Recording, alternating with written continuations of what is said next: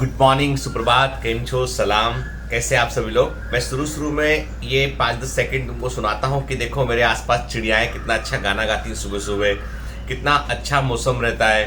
मतलब बॉम्बे की सबसे अच्छी बात मुझे ये चिड़ियाओं की आवाज़ लगती है मुझे। मतलब इससे मधुर कोई संगीत हो नहीं सकता है। हमारा इन्वायरमेंट, हमारा जो पर्यावरण है वो हमें इतना कुछ देता है कि हम उसकी कई बार कीमत नहीं समझ पाते हैं, है ना। जैसे अभी हाल ही में मैंने देखा एक मीम कहीं आया हुआ था, एक किसी व्हाट्सएप ग्रुप में शेयर हुआ था कि एक आदमी जो है वो सन से बोल रहा है, सूर्य से सन से बोल रहा है कि अपनी सेटिंग में जाओ, ब्राइटनेस थोड़ी सी कम करो और लाइट इंटेंसिटी कम करो, अपना ब्राइटनेस कम करो और एनर्जी लेवल थोड़ा कम करो ताकि हम लोग सुकून से रह सकें। तो बदले में सन उनसे बोलता है कि भाई मेरी सेटिंग बिल्कुल ठीक है, तुम लोग जो है ऑटो मोड से उठकर तुम ह्यूमन मोड पे आ जाओ। तुम कंक्रीट के जंगल बनाना बंद करो, तुम प्लांट्स को, ट्रीज को लगाओ तुम, ठीक है। तुम वाटर हार्वेस्टिंग करो, तुम वाटर बॉडीज को तुम जो है वो खत्म मत करो, अर्थ पर ग्रीनरी बनाए रखो, तो तुम्हारी सेटिंग ठीक हो जाएगी। तो मेरी सेटिंग बिल्कुल ठीक है, मेरी सेटिंग ऐसे ही थी, तुमने तुम्हारी सेटिंग बिगाड़ी है, तुम ह्यूमन मोड से उठकर तुम ऑटो मोड पे आ गए हो। तो अब एक काम करो, उसको ह्यूमन मोड पे लेकर आओ और सोचो जरा कि तुम्हें रहने के लिए किस तरह का एनवायरनमेंट चाहिए, किस तरह की परिस्थितियां चाहिए। आज जो इतना जमकर गर्मी पड़ती है, इतना जो हम कहते हैं कि वेदर में जो चेंजेस आने देखने मिल रहे हैं हमको, ये क्यों देखने मिल रहे हैं? क्योंकि हमने जंगलों को बहुत जमकर काटा है हमने। ये मैं केवल भारत की बात नहीं कर रहा हूँ, मैं तो बात कर रहा हूँ अब जो है वो ब्राजील की भी बात कर रहा हूँ, मैं अफ्रीका की भी बात कर रहा हूँ। यानी ट्रॉपिकल रेन फॉरेस्ट तेजी से कट रहे हैं, रेनफॉल पैटर्न में परिवर्तन आ रहा है और इसके चलते हम सबको जो है वो इतना अधिक हाई हीट का सामना करना पड़ता है। इवन बॉम्बे में मैं खुद देख रहा हूँ कि पिछले कई दिनों से मैंने देखा कि इस साल, पिछले 2 सालों में गर्मी तेज बढ़ी है। बॉम्बे में भी जो है वो वेदर ऑलमोस्ट एक समान रहता है, पर इस समय बॉम्बे के अंदर भी गर्मी ज़्यादा है। इसका मतलब ये कि आप जहां बिहार में, उत्तर प्रदेश में, भोपाल में, पटना में, लखनऊ में है, तो आप मैं समझ सकता हूं कि कितना गर्म दिन रहते होंगे। तो गर्म दिन में अपने स्वास्थ्य का ध्यान रखने के लिए पानी पीते रहिए, ठीक है। अरे जरूरत ना हो तो अननेसेसरी दोपहर में तेज धूप में बाहर निकलने की आवश्यकता नहीं है, ठीक है। अपने स्वास्थ्य का ध्यान रखिए, क्योंकि इस समय बीमार पड़ने का मतलब है कि पढ़ाई में नुकसान का होना, ठीक है। कल मेरी कुछ जो हमारे जो बायोमेट्रिक्स के टेस्ट होते हैं उसमें जो बच्चे अच्छा करते हैं उनसे मेरी एक जूम मीटिंग थी। मैंने बात किया बच्चों से, देखा मैंने बच्चे बहुत एनर्जी के साथ पढ़ रहे हैं, बड़ी मेहनत कर रहे हैं बच्चे, ठीक है। और उनको बड़ी उम्मीदें हैं अपने आप से, बायोमेंटर से। तो हम सब लोग मिलकर मेहनत कर रहे हैं, पर मैंने एक चीज़ कॉमन देखी कि सब बच्चों का एक सबसे कॉमन प्रॉब्लम था कि आगे पढ़ते तो ऐसा लगता है पिछला पूरा भूल गए, ठीक है। पहले का कैसे रिवाइज करें, उसमें डर लगता है। कई बार एग्जाम फियर के कारण एग्जाम में जाकर गलती कर बैठते हैं। तो मैंने यही कहा, बेटा डर का इलाज जो है ना वो सिर्फ तुम्हारे पास है। डर को दूर करने का कोई फॉर्मूला नहीं होता है। डर का इलाज सिर्फ तुम्हारे पास है।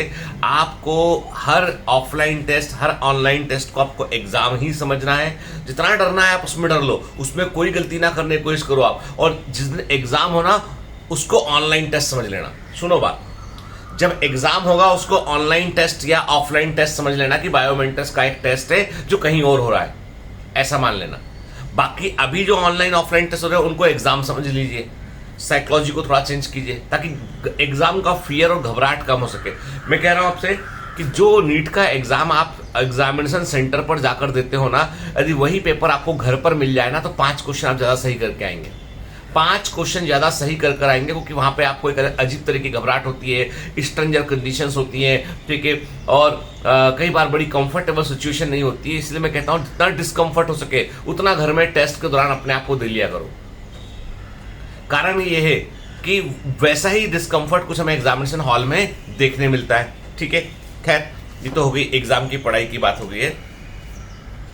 आप में से किसी ने मुझसे बड़ा अच्छा क्वेश्चन किया कि सर आप हमेशा कहते हो कि कितने भी बड़े बन जाओ आपको डाउन टू अर्थ ही रहना चाहिए।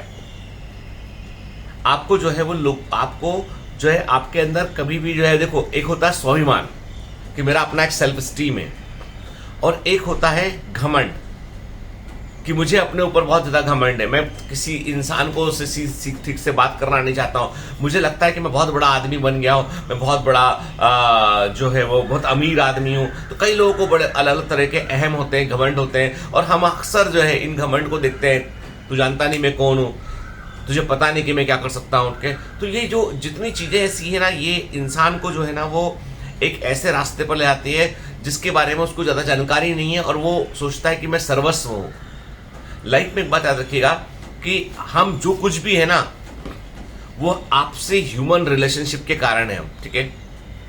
हमारे एक दूसरे के मन पर क्या प्रभाव है उसके कारण है हम। क्या हमें अच्छा इंसान क्यों बनना चाहिए? अच्छा इंसान हमें इसलिए बनना चाहिए कि अच्छे इंसान बनकर हम बहुत सारे कई सौ, कई हजार, कई लाखों दिलों पर राज कर सकते हैं, और वो ही हमारी पहचान को बतलाता है।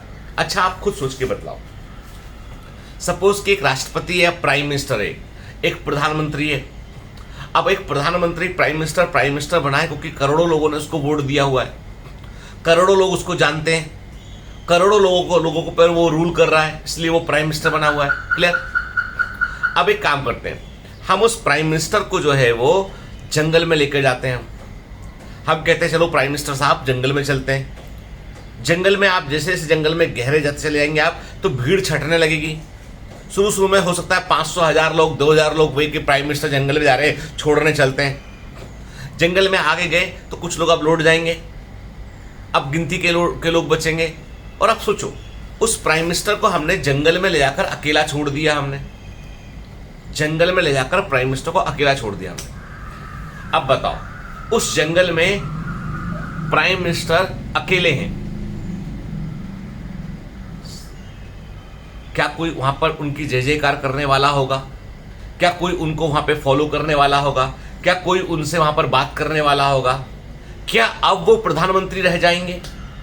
क्या अब वो प्रधानमंत्री रह जाएंगे? किससे बोलेंगे वो? हिरन से, कौवे से, टाइगर से, कीड़े मकोड़ों से, मकड़ी से? किससे बोलेंगे कि मैं प्राइम मिनिस्टर हूं? और कौन सुनेगा उनको?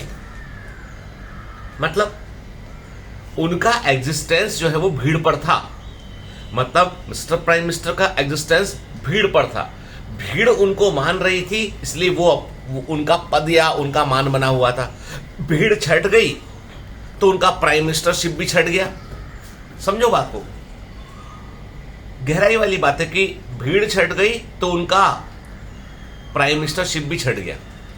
भीड़ नहीं थी तो वो प्रधानमंत्री भी नहीं थे, भीड़ थी तो वो प्रधानमंत्री थे।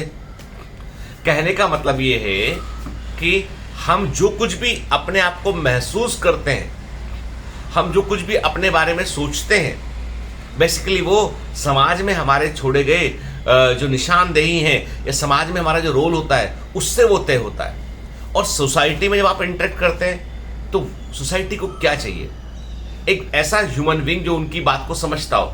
लोगों को बहुत अधिक जरूरत है एम्पैथिक की, सिंपैथिक की। लोगों को बहुत अधिक जरूरत है साथ देने वाले व्यक्ति की। पीपल डोंट लाइक, ऐसे लोगों को लोग पसंद नहीं करते जो एरोगेंट हैं। कुछ समय के लिए वो आपसे प्रभावित हो सकते हैं, पर वो दिल से फॉलो कभी नहीं करेंगे आपको। तो एरोगेंसी अपने कैरेक्टर में से डिलीट कर दीजिए। मैंने एक बात और देखा, मैंने अभी हाल ही में कुछ बच्चों के फोटोग्राफ पोस्ट किए मैंने, जो मेडिकल कॉलेज के अंदर थे, अपना ट्रॉफी लेके फोटोग्राफ थे उनके, है ना, कुछ अलग अलग अभी फंक्शन हुआ उसके फोटोग्राफ शेयर किए। कुछ बच्चे ऐसे हैं जो उसमें से बच्चों की उम्र को, ये तो कितना बड़ा दिख रहा है, ये किसका पापा है, ऐसे कमेंट कर रहे हैं। क्या किसी के फिजिकल फीचर के ऊपर, मान लो कोई बड़ा दिखता है, किसी ने दाढ़ी बड़ी रखी हुई है ना, कोई आपको लगता है कि भाई हो सकता है 3 ड्रॉप के बाद सिलेक्ट हुआ हो, तो क्या आपको ऐसा बोलना चाहिए, ऐसा करना चाहिए आपको? क्या ये आपके मन की जलन नहीं है?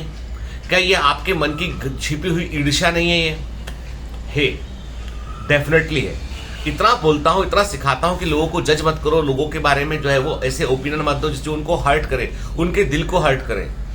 जब आप ऐसा सब करते हो ना, तो यकीन मानिए आप अपने लिए वो जमीन तैयार कर रहे हो जिस जमीन पर जब आप खड़े होगे ना, तो लोग भी तुम्हारे लिए वैसे ही करेंगे। दुनिया एक बुमरैंग के समान है, जो तुम दोगे वो लौट के तुम्हारे पास जरूर आएगा, जरूर लौट कर आएगा। और याद रखिए, दुनिया एक बहुत बड़ी साहूकार है, वो बड़े ब्याज के साथ लौट कर आएगा।